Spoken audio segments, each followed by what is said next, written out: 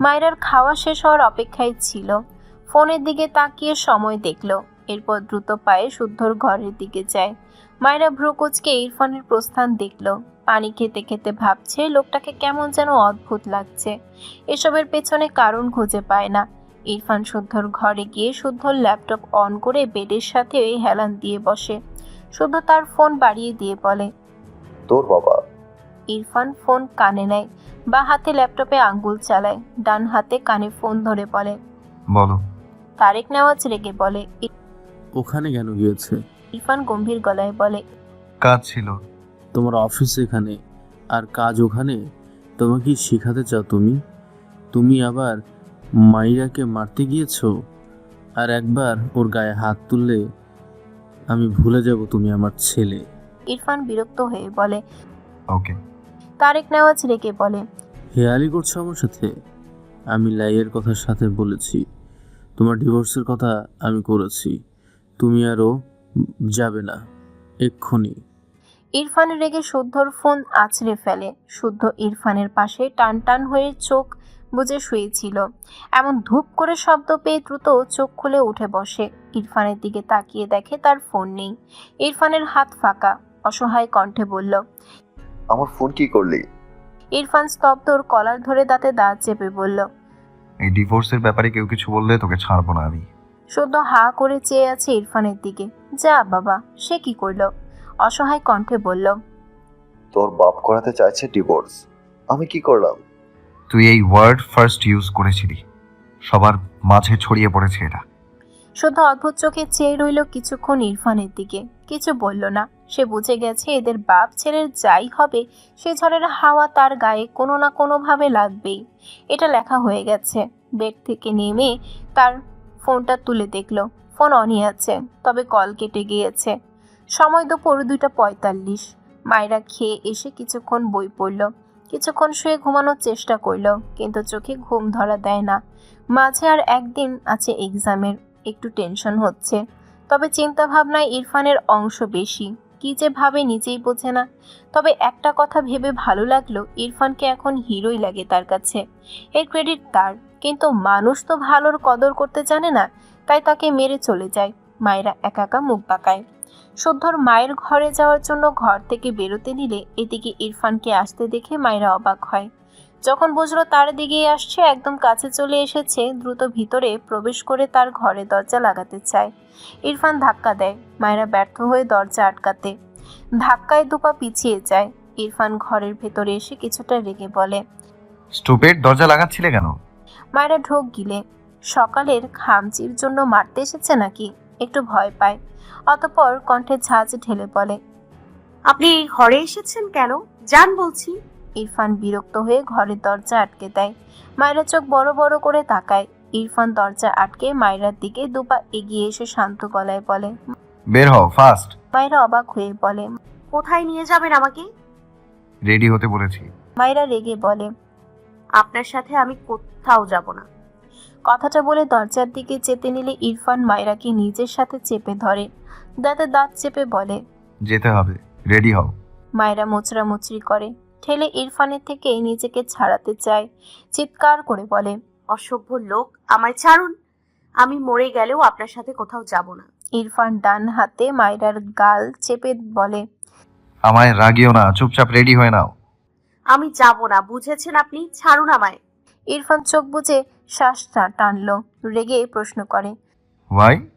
তো কি আপনার সাথে নাচতে নাচতে ঘুরতে যাব? হ্যাঁ, আমার সৎ মাও আপনার মতো এভাবে মারেনি। দুদিনে আমাকে উঠতে বসতে মেরেছেন। ছাড়ুন আমায়। কথাগুলো বলতে বলতে চোখ জোড়া পানিতে টইটম্বুর হয়ে গেছে।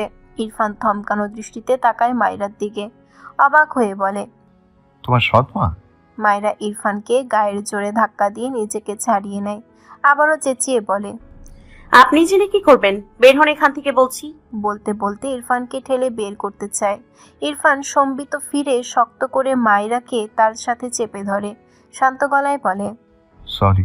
মায়েরা বিস্ময় চোখে তাকায় ইরফানের দিকে, অবাক হয়ে বলে, কি বললেন? ইরফান থতমত খেয়ে বলে, নাথিং। মায়েরা মুখে হাত দিয়ে বলল, আপনি সরি বললেন? ইরফান গম্ভীর মুখে মায়েরার দিকে চেয়ে বলে, নো। আপনি সরি বলেছেন, আমি নিজের কানে শুনেছি। Shut up stupid. মায়েরা ধমক খেয়ে কেঁপে ওঠে। সে বুঝতে পারে না এই লোকের হঠাৎ হঠাৎ কি হয়, কেমন অদ্ভুত অদ্ভুত কথা বলছে। ইরফান মায়েরাকে চুপ থাকতে দেখে ধমকে বলে। রেডি হতে বলেছি আমি। মায়েরা চিন্তা বাদ দিয়ে রেগে গেল। আমি কোথাও যাব না। ইরফান বিরক্তির শ্বাস ফেলে দাঁতে দাঁত চেপে বলে। You are stupid. আমায় না রাগিয়ে শান্তি পাও না। মায়েরা কিছু বলে না। ইরফান মায়েরাকে বাম হাতে নিজের সাথে চেপে আলমারির কাছে যায়। ডান হাতে একটা পাল্লা খুলে ভেতর থেকে নেড়েচেড়ে একটা কালো বোরখা নেয়।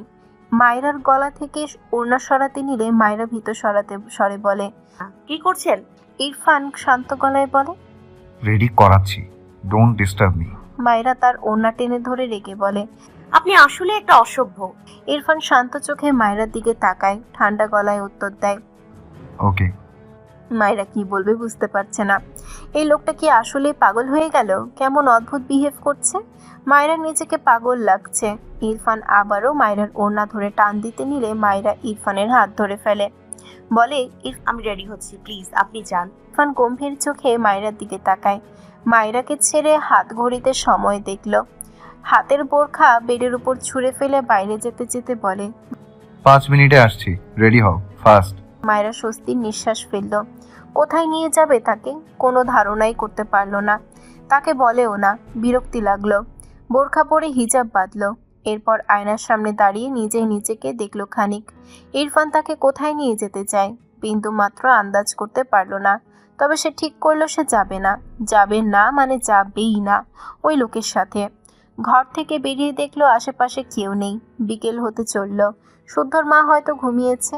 একবার ইরফানের ঘরের দিকে তাকায়, দরজা চাপানো। মায়েরা তার ঘরের দরজা চাপিয়ে চুপচাপ বাড়ি থেকে বেরিয়ে যায়। ইরফান শাওয়ার নিয়েছে।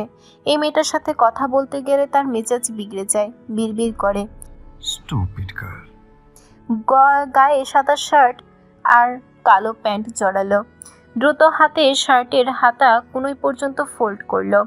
হাত ঘড়ি হাতে পড়তে পড়তে আয়নার একেবারে নিচের প্রতিবিম্ব দেখে গম্ভীর মুখবয়বে কোনো পরিবর্তন নেই। এরপর গাড়ির চাবি পকেটে রাখে। হাত ঘড়িতে একবার সময় দেখে ফোন হাতে নিয়ে কাউকে কল করে বলে। সন্ধ্যার পর আসছি। এরপর কল কেটে ঘর থেকে বেরিয়ে যায়। মায়রার ঘরের দরজা ঠেলে ভেতরে গিয়ে আশেপাশে তাকায়। কাউকে না দেখে ভ্রু কুঁচকে নিল। এগিয়ে গিয়ে ওয়াশরুম চেক করে। ঘরের আশেপাশে ভালোভাবে চোখ বুলিয়ে বুঝল নেই। বিরক্তিতে নিঃশ্বাস ফেলে ঘর থেকে বেরিয়ে তার ফুপির ঘরের দিকে যায়। টিনা বেগম ঘর থেকে বেরিয়ে ইরফানকে দেখে বলে। ইরফান তার ফুপির দিকে তাকিয়ে বলে। ফুপি কাজ আছে। ওই মেয়েটা কোথায়? ইরফান নীরব তাকালো। টিনা বেগম ভ্রু কুঁচকে বলল। নেই। ভদ্রমহিলা ভ্রু কুঁচকে বলল। কথাটা বলে মায়রার ঘরের দিকে যায়। ধীরে ধীরে অন্য ঘরগুলোতেও দেখল। কোথাও না পেয়ে অবাক হলেন তিনি। এক্সামের জন্য তো মায়রা বাইরেও যায় না। এই দুপুরের সময় মেয়েটা কোথায় গেল? ইরফানের কাছে এসে জানালেন পেলেন না মায়রাকে। ইরফান হাত মুষ্টিবদ্ধ করে দাঁড়িয়ে আছে। পিছন থেকে শুদ্ধ তার ঘর থেকে বেরিয়ে বলে। টিনা বেগম ছেলের দিকে এগিয়ে গিয়ে বলল। শুদ্ধ ভ্রু কুঁচকে বলল। না তো, কেন নেই? শুদ্ধ ইরফানের সামনে গিয়ে সিরিয়াস কণ্ঠে বলে। বাচ্চা মেয়ে, যদি বয়ফ্রেন্ড থেকে থাকে এতদিন পর গ্রামে এসে হয়তো বয়ফ্রেন্ডের সাথে ঘুরতে গেছে, নয়তো পালিয়ে গেছে। স্বামীর হাতে বেচারি মার খেয়ে খেয়ে বয়ফ্রেন্ডের কাছে নালিশ করতে গেছে। চাপ নিস না। ইরফান শুদ্ধর দিকে তেড়ে যায়। শুদ্ধ এক লাফে দূরে গিয়ে দৌড়ে তার ঘরে চলে যায়। ইরফান চলন্ত চোখে শুদ্ধ ওর দিকে চেয়ে আছে। শুদ্ধ মিটি হাসছে আর সিরিয়াস হয়ে বলে। অবশেষে মায়েরা এবার একটু স্বামীর আদর বয়ফ্রেন্ডের থেকে পেতে যাচ্ছে। মায়রাকে দেখেই বলবে। এরপর শুদ্ধ নাটকীয় ভঙ্গিতে বলে। ওগো মায়েরা বেবি, তুমি এসেছো। এক্ষুনি তোমার থাপ্পড়ের মেশিন ইরফান বাবুকে ডিভোর্স দিয়ে আমার কাছে চলে এসো। আমি তোমাকে। ইরফান হাতের কাছে একটা ফুলদানি পেয়ে শুদ্ধর ঘরের দিকে ছুঁড়ে ফেলে। রাগান্বিত স্বরে চিৎকার করে বলে। আই উইল কিল ইউ শুদ্ধ। শুদ্ধ ঠাস করে তার ঘরের দরজা লাগিয়ে দরজার সাথে লেগে ফুলদানি ঠাস করে পড়ে গিয়ে ভেঙে টুকরো টুকরো হয়ে যায়। ওদিকে শুদ্ধ দরজা আটকে শব্দ করে হাসছে। এরপর আবারও দরজা খুলে একটু উকি দিলে টিনা বেগম শুদ্ধর দিকে চেয়ে রেগে বলে। শুদ্ধ মায়ের কথা শুনে মিটিমিটি হাসতে হাসতে ইরফানের দিকে তাকালো। ইরফান চোখ বন্ধ করে দাঁড়িয়ে ডান হাতে ঘাড় ডলে, বাম হাত মুষ্টিবদ্ধ। অফিসের সব কাজ সকাল থেকে নাকে মুখে করলো ল্যাপটপ ফোন দিয়ে। মিটিং, ফোন কল, বাবার